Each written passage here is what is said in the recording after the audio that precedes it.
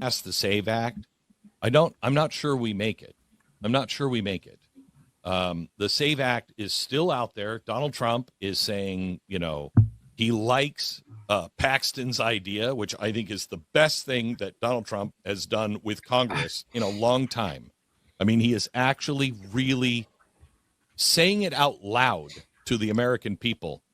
Paxton, what a great idea. Maybe I don't endorse anybody until I know if they're going to pass the SAVE Act. Maybe I endorse Cornyn, but maybe I do wait. Because maybe if Cornyn isn't for the SAVE Act, maybe he shouldn't be the guy I endorse.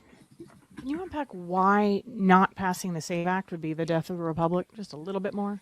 Yeah, because, I mean, look, you have imported, let's say 15, probably closer to 20 million people. They have all been radicalized, and all of these states have taken and pushing them into vote. So you don't have, between the voting machines, the the mail-in ballots that seem to be highly suspect at this point, you have no control over the vote in so many states. I'm not asking for it to lean one way or another. I just want them to be accurate, and I think that's what every American is saying when you hear the voting act. If you don't have a safe vote, if you don't have one that you can say clearly every time that is secure, those ballots, the ballots that were issued were the ballots that went to the people who have a right to vote, and they were counted properly, and that's the result. If you don't have that, the first thing that happens is you have no confidence. And so you'll constantly go back and forth on it was a stolen election. You don't have a nation if it's a stolen election. You have a third world nation. That's what every third world nation, they have to send in the UN inspection team to be able to verify. Well, you don't have a real nation unless you can count on that. So you lose the trust of the actual your vote counts, which we're close to entirely losing it. We have really this time to fix it. The other is, the other side. Why are the Democrats going against their own voting base? Why would they go against their own? Do you really think they believe this? No. You have Chuck Schumer saying the exact opposite thing he said, 5 or 6 years ago. You have all of them on tape saying the exact opposite without being able to certify that these people are actual voters, but somehow or another they changed. The Democratic voter didn't change, just the leadership changed. The same people who said the opposite 5 years ago. So what's the new information, Chuck Schumer? What changed your mind? There's only one thing that changed your mind, and that's about power. We have the ability to sway the election. That's it. I think the SAVE Act, we've talked about this, and we're going to have to keep talking about it until it passes. It is a cornerstone for the MAGA movement. It is a cornerstone of what got Trump elected. He has to get the SAVE Act passed. And it was a cornerstone of what attracted independent and other groups that would traditionally not have voted for Trump or had voted Republican to give him a shot, because people realize that the integrity of the country is connected to the ability of citizens in this country having self-determination. How do we get self-determination? We have it through the vote. If the vote can be co-opted and corrupted, then all of a sudden America is not America anymore. It is whatever the co-option or the corruption is going to turn it into, but it has no chance of being the America that we ideally want, and that is ideally on paper. We cannot pursue a more perfect union if we cannot secure a vote. Now, having these people, first of all, and I've said this before, I think it is unconstitutional, and maybe they can get to this as a priority after the SAVE Act is is passed, God willing, and that is this idea of sanctuary cities. You do not get to defy the federal government in areas in which the Constitution gives the federal government supremacy. There should be no such thing as a sanctuary city, because what that does is it allows these people to say, okay, you bring all of your illegals here, we will give them sanctuary. And part of sanctuary is ushering them into the mechanics for voting. We'll give you a driver's license so you can drive and you can work and you can get a job. They don't say, and you can vote. Once you have an ID and a license, all of a sudden, things that are reserved for American citizens begin to open up for you. So this is how they are doing that. They call it resettling. You're getting Social Security numbers. You're getting all of these benefits that are entitled to American citizens. But once the ID is granted, all of a sudden now you have inroads into these things that are reserved for Americans. We have to say that this is the beauty in this. If there's any silver line we can take, is once again an enemy is being exposed, and the enemy is not always Democrats, but the enemy is always a globalist.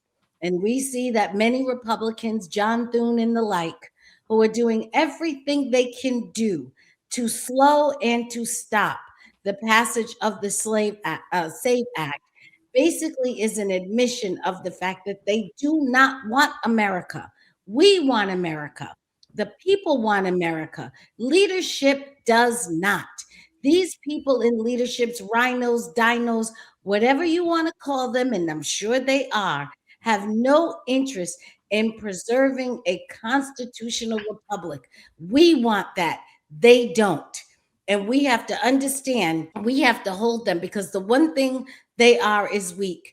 If the base that wants this country calls John Thune's office and breaks the system and the phone system in the Senate building, such that nobody can receive a phone call because the floodgate is open, and we tell them we want the SAVE Act or there is going to be ish to pay, I'm telling you, we will get the SAVE Act. You have to ask yourself, what does it mean when they say that the SAVE Act, through surveys that they've done, has 90% popularity among Americans? That's Democrats, that's Republicans, that's independents.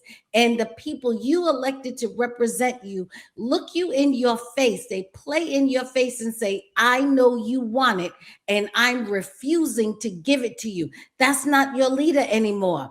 That person is working for someone else. They are not working for you. You know, at the end of the day, I always tell you guys that, I live by everything by the word, and the Lord detests dishonest scales, but accurate weights find favor with him. And at the end of the day, we need free and fair elections. That's what we need. And the fact that people don't understand that, this is the problem. I agree with Celeste. They like to bring in the foreigners, not only just for the ballot, but to keep seats. Because then when the census when they start doing the census, all it does is for the Democrats, it helps to give them a reason why they need to have more seats. And people need to remember all these things. So at the end of the day, we need to revamp the entire thing. I'm just going to say it. We need to revamp. We got to get rid of all these people, get the census done correctly, get our free and fair elections, because this is America and it is for Americans to take care of. And again, these people, when you bring in these foreigners, you have people like Rashida Tlaib and Ilhan Omar that get into office. You have these type of people, and they are ruining everything that America stands for at this point in time. So it's obvious the Democrats want to steal elections with legal alien votes. We know that it happens. The 2020 election was a big fraud. I mean, I really question the intelligence of people who act like that was a fair and normal election. I witnessed fraud happen, unfortunately, and where I witnessed it, they denied that it ever happened, but I witnessed it before my very eyes. So I know that people were getting away with it. The Democrats know that they have no chance. Their parties went so far off a cliff. They know that they have no chance without being able to pull some sort of stunt to steal elections. They're always going to try something slightly different, but they certainly don't want to give away one of the biggest cards in their hand. So I don't see them letting that go easily. As for the Republicans here, I got a lot of questions about this because the Republicans have no chance either if this doesn't pass the way that things are today. I mean, obviously, if more and more illegal aliens inevitably become citizens, then the Republicans stand no chance because the majority of them aren't voting or would not vote for the Republicans if they know that they could be possibly denaturalized and, deported or something like that. So they're not going to support people that are saying that they're going to do that. So any Republican that is not trying to pass the SAVE Act, I think that they're plain old dumb. I haven't heard any good reason, not even one ever, for any Republican not supporting this, and yet I'm definitely seeing them dragging their feet and trying to use this as some sort of almost weapon against President Trump for whatever reason, even though it's to their own detriment. So if they want to get permanently kicked out of office, which is definitely a possibility, I mean, then they can F around and find out, I guess. But if anyone knows that their leader in their district or their state or wherever is not supporting the what Trump is now calling the Save America Act, then you need to get rid of whoever the heck that is, because they're definitely not serving you. They are definitely serving someone else, like Celeste was saying. I'll be quick on this one. I just want to go on to what Celeste is saying here, because it's so important that people don't miss the point that she said just now. When you elect somebody as the House of Representatives or for Congress, they are not meant to just take that power and do what they want to do. They are meant to be your voice on a national level, and they're meant to vote in your interest. So when I look up here, I'm going to go from what is this? Pew Research Center, CNN, and the Los Angeles Times. I think some of those are obviously liberal leaning. We can go off of the actual facts and we don't have to guess. If you go against this, then you're just saying, I don't trust the data, and you live in no nonsense land. This ain't for you. According to this, most Americans highly support having an ID to vote, voting ID being required to even go to those polls. 95% of Republicans and 71% of Democrats. The fact that this is being held up at all whatsoever shows that we have representatives that don't actually represent their people. The SAVE Act, I even have that pulled up here in front. I'm not going to read the entire thing for you, but it's not like they have a bunch of stuff hidden in there that liberals don't like. This one's actually pretty cut and dry as far as bills go, still incredibly long, and it focuses highly on having voter ID, on making sure that you have a passport, birth certificate. It even goes through a list of all the things on here that will actually qualify for having an ID. The fact that we have individuals in power who are doing what they want to do and not what the people want to do have shown the massive flaws in the American government. And it should be an indication of how dangerous our future is going to get when we as a people have forgotten that this is our country. It is not the federal government's country. By Constitution, it belongs to the people. So when the people are not being represented, I know we have some people in the comment section who hate this. I would love on Thursday, this is my challenge to anyone who is out there. If you absolutely despise the SAVE Act, you think that IDs are racist, that it's not really necessary, please come back to a righteous perspective on Thursday. Call in. Let's have an actual adult conversation about it, because from my perspective, this is the easiest one that there is. We can get deep into legal immigration. We can get deep into racism. We can get deep into Christianity. But this is an easy lick, and I'd love to have that chat with you. So consider this an official challenge. I'm calling you out on it. I want to hear from you guys in the comment section. What are your thoughts? Hit the like button, share the video, subscribe to the channel, turn the notifications on to all so you never miss an upload. Consider joining the ARP family, or buy your brother a coffee. That link's in the description box below. Join us Tuesday, Thursday, and Friday, 9:30 a.m. Eastern Standard Time for ARP in the morning. And as always, keep God first, stay prayed up. We'll catch up with you all next time.